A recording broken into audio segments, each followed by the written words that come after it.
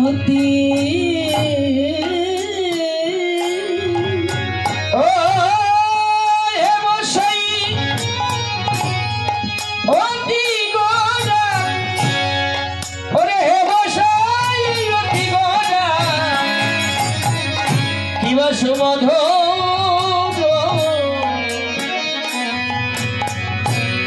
সুমধুর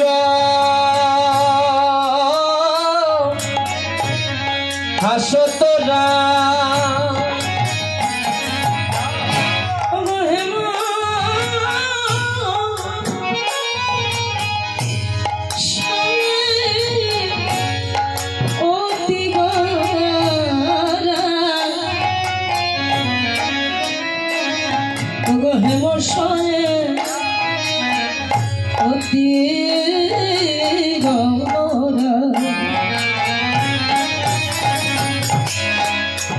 সুমধুর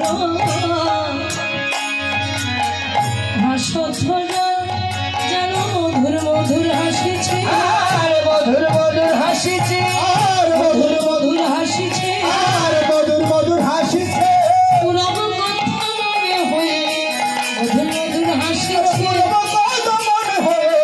মধুর মধুর হাসিছে পুরব কথা মনে হয়ে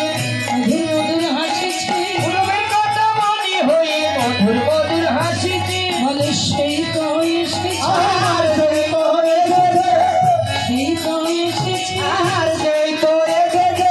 গদাধরকে সঙ্গে লয়ে সেই তো এসেছে আরে গদাধরকে সঙ্গে লয়ে সেই তো এসেছে গদাধরকে সঙ্গে লয়ে সেই তো এসেছে আরে গদাধরকে সঙ্গে লয়ে ভক্ত গণ কৃপা আরে গদাধরকে সঙ্গে লয়ে ভক্ত বন্ধু কৃপা করে গদাধরকে সঙ্গে লয়ে ভক্ত বন্ধু কৃপা করে গদাধরকে সঙ্গে লয়ে মধুর মধুর হাসিছে সেই তো এসেছে আর সেই তো এসেছে ঈশ্বর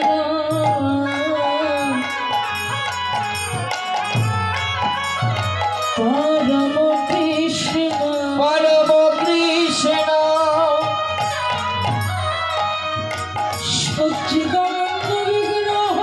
সচ্চিদানন্দ বিগ্রহ অনাদি নাদি গোবিন্দময় সর্বকারণে কারণ সর্বকারণে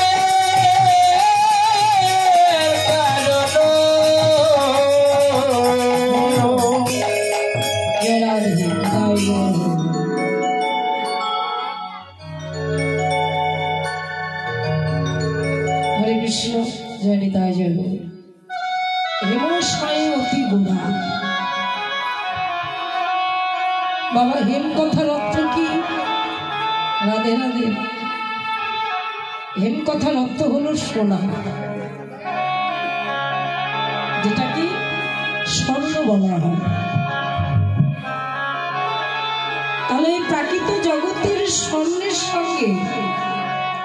অপ্রাকৃত জগতের গৌর সোনার কি কোনো তুলনা হয় না পদকর্তা বললেন হ্যাঁ গো এই প্রাকৃত জগতের সোনা যখন তৈরি হয় তখন আগুনে পুড়িয়ে তাকে গলানো হয় তারপরে আপন আপন মূর্তিতে ধারণ করা হয় কিন্তু আমার অপ্রাকৃত জগতের গৌর সোনা তাকে কোনো আগুনে গলানো যায় না বাবা তাকে আগুনেও গলানো যায় না আগুনেও পোড়ানো যায় না সেই হলো আমার গৌর সোনা তবে গৌর সোনা গলে কিভাবে পদকর্তা বললেন আবার গৌরীকে গলাতে গেলে একমাত্র ভক্তের নয়ন বাড়ি ছাড়া আর কোনো গতি নেই যে ভক্ত গৌর সোনাকে ডাকে নয়ন পরিশ্রম করে সেই নয়ন জলের অশ্রু দ্বারায় আমার গৌর সোনা গলে যায়। যে ভক্ত আর এক ভক্তের চরণ ধরে নয়নে পারি তার চরণে পরিশ্রম করে অর্পণ করে, তখনই আমার মহাভাবের উদয় হয়। আর যেখানে মহাভাবের উদয় হয় সেখানেই আমার গৌর ছাদের উদয় হয়নি। তাই